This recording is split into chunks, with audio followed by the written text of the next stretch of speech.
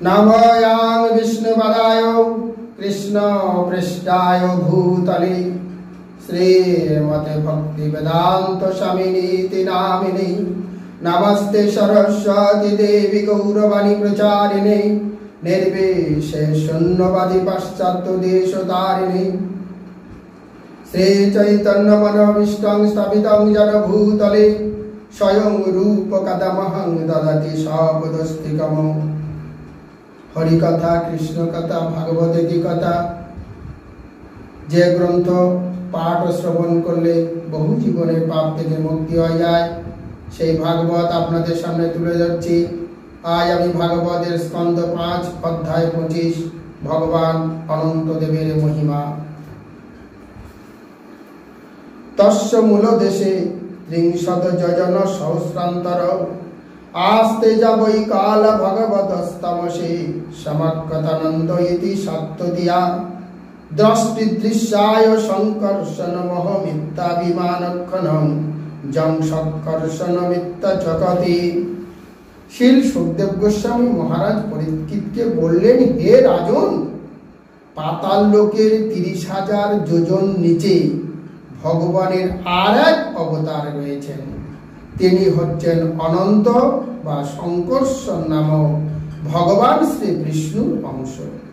তিনি সর্বদাই বিশুদ্ধ সত্যময়, কিন্তু যেহেতু তিনি তমগুণের অবতার শ্রী রুদ্রের দ্বারা পূজিত হন, তাই তাকে কখনো কখনো তামসিক বলা হয়। ভগবান অনন্তদেব জড়া প্রকৃতির, তমগুণের এবং বদ্ধ জীবের অহংকারের অধিষ্ঠাত্রী দেবতা। বদ্ধ জীব যখন মনে করে আমি ভোক্তা এবং এই জগৎ আমার ভোগের জন্য, এই ধারণা সংকর্ষণের দ্বারা প্রভাবিত হয়। এইভাবে বদ্ধ জীব নিজেকে পরমেশ্বর ভগবান বলে মনে করে।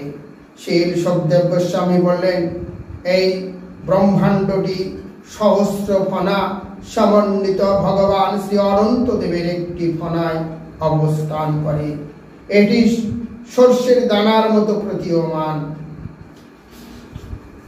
প্রলয়ের সময়ে অনন্তদেব যখন সমগ্র সৃষ্টি সংহার করতে ইচ্ছা করেন, তখন ক্রোধবশত তার ভ্রুকুটি কুটিল ভ্রুযুগলের মধ্যে থেকে ত্রিশূলধারী ত্রিলোচন একাদশ রুদ্ররূপী সংকর্ষণ নামক রুদ্র উত্থিত হন।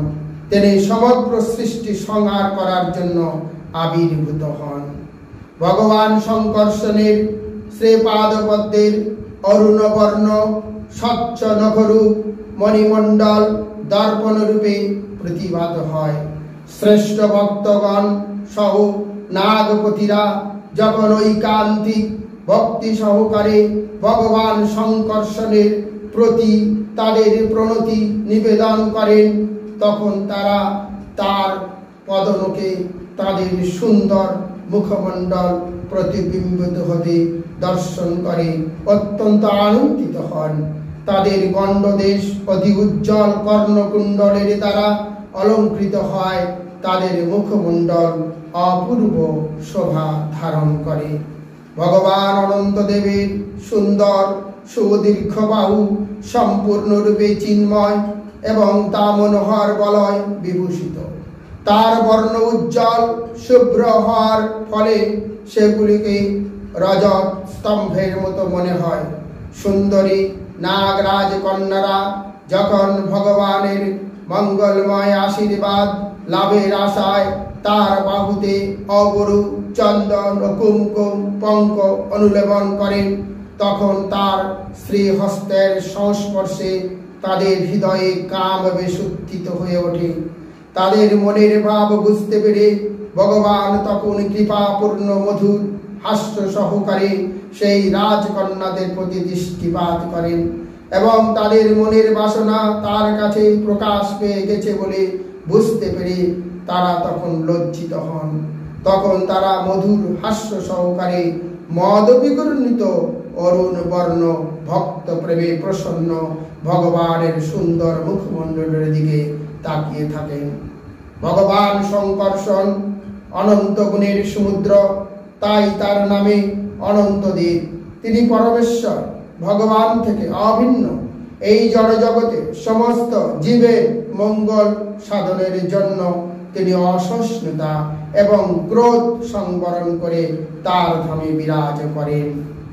শীল সুখদেব গোস্বামী বললেন, দেবতা, অসুর, উরগ, সিদ্ধ, গন্ধর্ব, বিদ্যাধর, মুনিগণ নিরন্তর ভগবানের বন্দনা করছেন। ভগবানকে যেন মদভরে বিহল মনে মনে হচ্ছে এবং তার পূর্ণ বিকাশিত পুষ্প সদৃশ্য নেত্র মদভাবে ঘূর্ণায়মান। তিনি তার পার্শ্বদ দেব যূথপতিদের পুষ্প সদৃশ্য নেত্র মদভরে ঘূর্ণায়মান। তার মুখ নিঃসৃত মধুর বাণীর দ্বারা আনন্দিত করছেন। তার পরনে নীল বসন, কর্ণ এক কুণ্ডল, পৃষ্ঠদেশে হল এবং তার বাহু যুগল অনন্ত সুগঠিত ও সুন্দর। তার অঙ্গকান্তি দেবরাজ ইন্দ্রের ঐরাবতের মতো শুভ্র। তার কোমরে স্বর্ণময়ী মেখলা এবং গলদেশে বৈজয়ন্তীমালা, তাতে যে নব তুলসী মঞ্জরি গ্রথিত রয়েছে। তার কান্তি কখনো ম্লান হয় না। তার মধুর সৌরভে মত্ত হয়ে মৌমাছিরা অত্যন্ত মধুর স্বরে গুঞ্জন করছে এবং তার ফলে তা আর মৌন্তর্যমণ্ডিত হয়ে উঠেছে। এইভাবে ভগবান তার উদর লীলা বিলাস করেছেন। জড়জগতের বন্ধন থেকে মুক্ত হয়ে যারা ঐকান্তভাবে আগ্রহী, তারা যদি গুরু পরম্পরার ধারায় সদ্গুরুর শ্রীমুখ থেকে অনন্তদেবের মহিমা শ্রবণ করেন এবং নিরন্তর সংকর্ষণের ধ্যান করেন, ভগবান তাদের অনন্তের অন্তঃস্থলে প্রবেশ করে সমস্ত জড় কলুষ দূর করেন এবং অনাদিকাল ধরে সকাম কর্মের মাধ্যমে জড় জগতের উপর আধিপত্য করার বাসনারূপ হৃদয়বন্তী ছেদন করেন। ব্রহ্মার পুত্র নারদ মুনি সর্বদা তার পিতার সভায় তম্বুরু নামক বাদ্যযন্ত্র সহ স্বরচিত শ্লোকের দ্বারা তার মহিমা কীর্তন করেন। পরমেশ্বর ভগবান তার দৃষ্টিপাতের দ্বারা জড়া প্রকৃতির গুণগুলিকে বিশ্বের সৃষ্টি, স্থিতি এবং পালন কার্যের কারণ স্বরূপ সক্রিয় করেন। সেই পরমাত্মা অনন্ত এবং অনাদি। তিনি এক হওয়া সত্ত্বেও নিজেকে বহুরূপে প্রকাশিত করেছেন। তার তত্ত্ব মানুষ কিভাবে অবগত হতে পারে? বৈদিক শাস্ত্র থেকে আমরা জানতে পারি যে ভগবান যখন জড়া প্রকৃতির প্রতি দৃষ্টিপাত করেন, তখন জড়া প্রকৃতির তিনটি গুণ প্রকট হয় এবং জড় বৈচিত্র্য সৃষ্টি করে। জড়া প্রকৃতির প্রতি দৃষ্টিপাত করার পূর্বে জড় জগতের সৃষ্টি, স্থিতি এবং প্রলয়ের কোনো সম্ভাবনা ছিল না। ভগবান সৃষ্টির পূর্বেও ছিলেন এবং তাই তিনি অনাদি এবং অবিকারী। অতএব কোনো মানুষ তিনি যত বড় বৈজ্ঞানিক বা দার্শনিক হন না কেন, কিভাবে সেই পরমেশ্বর ভগবানের তত্ত্ব অবগত হতে পারে? কি ব্রহ্মা, কি শিব, কি সনকাদি কুমার, ব্যাস, শুক, নারদাদি ভক্ত নাম যার। ব্রহ্মা, শিব, চতুষ্ষণ, ব্যাসদেব, সুখদেব গোস্বামী এবং নারদ, এই সমস্ত শুদ্ধ ভক্তরা ভগবানের নিত্য দাস। সবার পূজিত শ্রী অনন্ত মহাশয় সহস্র বদন প্রভু ভক্তি রসময়। ভগবান শ্রী অনন্তদেব উপরিউক্ত এই সমস্ত নিষ্কলুষ ভক্তদের দ্বারা পূজিত হন। তার সহস্র বদন ভক্তি রসে আপ্লুত। আদিদেব মহাযোগী ঈশ্বর বৈষ্ণব, মহিমার অন্ত ইহা নো জানায় সব। ভগবান অনন্তদেব হচ্ছেন আদি পুরুষ, মহাযোগী এবং পরম ঈশ্বর, অথচ সেই সঙ্গে তিনি আবার ভগবানের দাস বৈষ্ণব। যেহেতু তার মহিমার অন্ত নেই, তাই কেউ তার তত্ত্ব পূর্ণরূপে অবগত হতে পারে না। সেবায় শুনিলা এ বাসন ঠাকুরালো, আত্মতন্ত্রে যেন মতে বৈষ্ণ পাতালো। আমি তার ভগবানের সেবার কথা শোনালাম, এখন কিভাবে স্বয়ং সম্পূর্ণরূপে অনন্তদেব পাতালে বিরাজ করেন সেই কথা আমি শোনাব। শ্রী নারদ গোসাই তুম্বুরু করি সঙ্গে সে যশ গায়নে ব্রহ্মস্থানে শোক বন্দে। তুম্বুর বাজিয়ে দেবর্ষী নারদ মুনি সর্বদা ব্রহ্মার সভায় আগমন অনন্ত দেবের মহিমা বর্ণনা পূর্ব বহু শ্লোক রচনা করে সেগুলি কীর্তন করেন। সৃষ্টি স্থিতি প্রলয় সত্তাদি যত গুণ যার দৃষ্টিপাতে হয় যায় পুনঃ পুনঃ।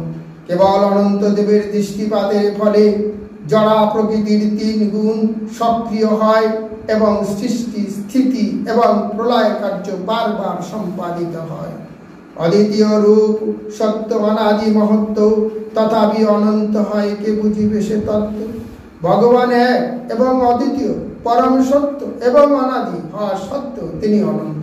তার মহিমা তত্ত্ব কে অবগত হতে পারে? শুদ্ধ সত্য মূর্তি প্রভু ধরেন করুণায়, যে বিগ্রহে সবার প্রকাশ সুলীলায়। তার রূপ বিশুদ্ধ সত্যময় এবং তিনি কৃপা করে তার সেই রূপ প্রকাশ করেন। এই জড় জগতে তার সমস্ত কার্যকলাপ সেই রূপের দ্বারা লীলা স্বরূপে সম্পাদিত হয়।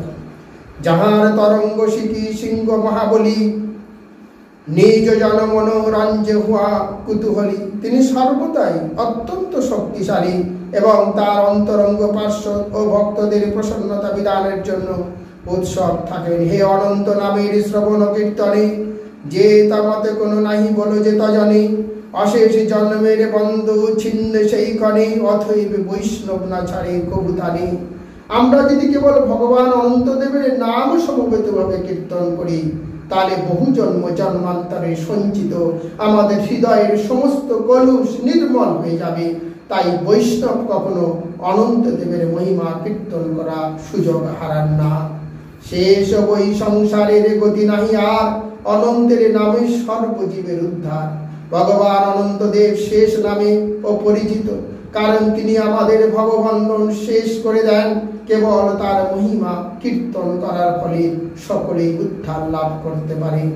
অনন্ত পৃথিবী গিরি সমুদ্র সহিতে, যে প্রভু ধরের শিরে পালন করিতে। অনন্ত দেব গিরি পর্বত এবং সমুদ্র সমন্বিত অনন্ত ব্রহ্মাণ্ড তার শিরে ধারণ করে রয়েছেন।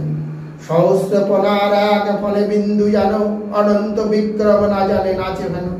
তিনি এতই বিশাল এবং শক্তিশালী যে এই ব্রহ্মাণ্ড তার মস্তকে ঠিক এক বিন্দু জলের মতো অবস্থান করছে। তা যে কোথায় রয়েছে তাও যেন তিনি জানেন না। সহস্র বদনে কৃষ্ণ যশ নিরন্তর, গাইতে আছেন আদিদেব মহিধর। তার মস্তকে ব্রহ্মাণ্ড ধারণ করে থাকলেও অনন্ত দেব তার হাজার হাজার মুখ শ্রীকৃষ্ণের মহিমা কীর্তন করেন। গায়েন অনন্ত শ্রীযশের নাহি অনন্ত, যায় ভঙ্গ নাহি কারু তোহে পরমন্ত। যদিও তিনি অনন্ত কাল ধরে ভগবান শ্রীকৃষ্ণের মহিমা কীর্তন করছেন, তবুও যশ তিনি শেষ করতে পারছেন না। অদ্যাপিহ শেষ দেব সহস্র শ্রীমুখে, গায়েন চৈতন্য যশ অন্ত নাহি দেখে। আজও ভগবানের অনন্ত দেব শ্রী চৈতন্য মহাপ্রভুর মহিমা কীর্তন করছেন এবং তার শেষ খুঁজে পাচ্ছেন না। সূক্ষ্ম এবং স্থূল জগৎ ভগবানের মধ্যে বিরাজমান। তার ভক্তদের প্রতি অহেতু কৃপাবশত তিনি তার বিভিন্ন রূপে প্রকাশ করেন, যা সর্বতভাবে চিহ্ন। পরমেশ্বর ভগবান পরম উদার এবং তিনি সমস্ত যোগ ঐশ্বর্য সমন্বিত। তার ভক্তদের মন জয় করার জন্য এবং তাদের হৃদয় আনন্দ দান করার জন্য তিনি বিভিন্ন অবতারে প্রকাশিত হয়ে বিভিন্ন লীলা বিলাস করেন। সদ্গুরুর শ্রীমুখ থেকে ভগবানের পবিত্র নাম শ্রবণ করে কেউ যদি আকস্মাত্তা কীর্তন করেন, অথবা আর্ত কিংবা পতিত ব্যক্তিও যদি পরিহাস স্থলে সেই নাম একবার উচ্চারণ করেন, তাহলে সেই ব্যক্তি নিজ তো সমস্ত পাপ থেকে মুক্ত হনই, উপরন্ত তার সান্নিধ্য মাত্র অন্যের পারাপারি পাপ রাশিও বিনাশ করতে সমর্থ হন। অতএব জড়বন্ধনের জড় জগতের বন্ধন থেকে মুক্তি লাভের আকাঙ্ক্ষী ব্যক্তি কেন ভগবানের শেষের নাম কীর্তন করবেন না? তাকে ছাড়া তিনি আর কারো আশ্রয় গ্রহণ করতে পারবেন না।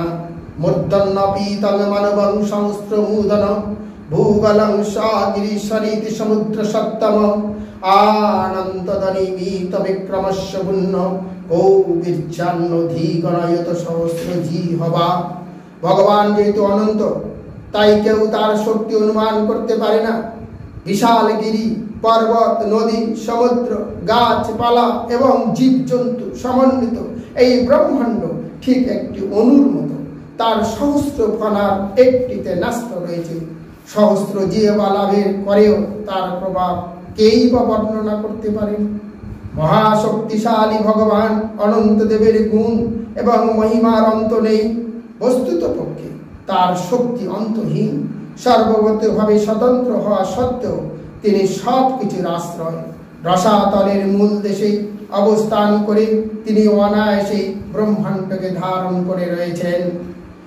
এত হে বাহ নিবরপগন্তব্যগতয় যথা কর্ম বিনির্মিতা যত পদদেশ মনুর্বর্ণিত কামনয় মনু। হে রাজন, আমি যেভাবে আমার শ্রী গুরুদেবের কাছে থেকে শ্রবণ করেছি সেই অনুসারে আপনার কাছে এই সমস্ত বিষয়ে বর্ণনা করলাম। কর্মীদের কর্ম অনুসারে এই সমস্ত গতি নির্মিত হয়। সকাম ব্যক্তিরা বিভিন্ন লোকে বিভিন্ন গতি প্রাপ্ত হয়।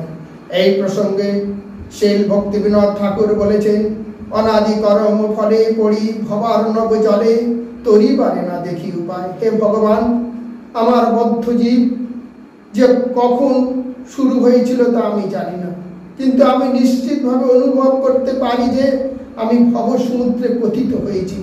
এখন আমি বুঝতে পারছি যে আপনার শ্রীপাদপদ্মের আশ্রয় গ্রহণ ব্যতীত আর কোনো গতি নেই। তেমনি শ্রী চৈতন্য মহাপ্রভু নিম্নলিখিত প্রার্থনাটি নিবেদন করেছি। ওই নন্দ তনুজ কিঙ্করং পতিতং মাং বিষমে ভবাম্বুধৌ কৃপয়া তব পাদা পঙ্কজ স্থিতরুলি সদৃশ্যং বিচিন্তয়। হে নন্দনন্দন শ্রীকৃষ্ণ, আমি তোমার নিত্য দাস। কেননা কোনোভাবে আমি এই ভীষণ সমুদ্রে পতিত হয়েছি। দয়া করে তুমি আমাকে এই ভয়ঙ্কর পরিস্থিতি থেকে উদ্ধার করো। তোমার শ্রীপাদপদ্মের ধূলিকণা সদৃশ্য গ্রহণ করো। এ তবাহির বীরাজন পুংসং প্রবৃত্তি লক্ষণস্য ধর্মস্য বিপকগতয় উচ্চ বাচা বিশ্বদৃশ্য যথা প্রশ্নং বাচ্যক্য কিমনত কথায় ময়িতি।